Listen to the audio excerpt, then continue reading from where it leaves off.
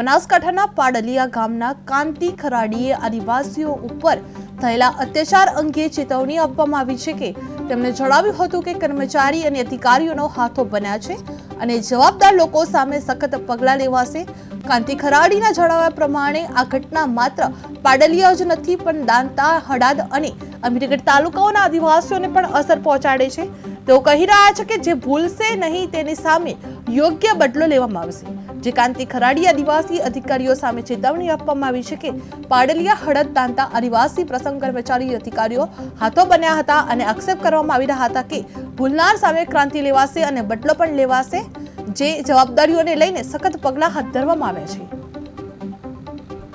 નબળી નીતિ કહેવાય એટલા માટે સરકાર જે વખતે રચાય છે, મંત્રી સોગંદ ન મળે તો સંવિધાન ઉપર સોગંદ લેતા હોય, આ બધું જ સાઈડમાં મૂકીને કેના કહેવાથી આટલું બધું આદિવાસીઓ પર અત્યાચાર કરવામાં આવે છે। ને જો સંવિધાનથી જો વરાયેલા હોત તો મંત્રી કે અધિકારી આ પગલો ના ભરોત અને ભરવા પણ ના દોત। એટલા માટે કે એમને ખબર છે, મને ખબર છે, પણ આટલા હદે પોક્યા છે એટલે જરૂર અધિકારીઓને હાથો બનાવ્યા છે, અધિકારીઓને આઘા કર્યા છે।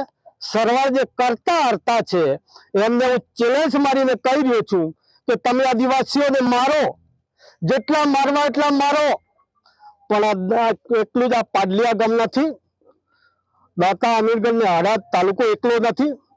જે દિવસે આદિવાસી નામ પડે છે ને, અંબાજીથી ઉમરગામ સુધી જેટલા આદિવાસીઓને સાંભળ્યું છે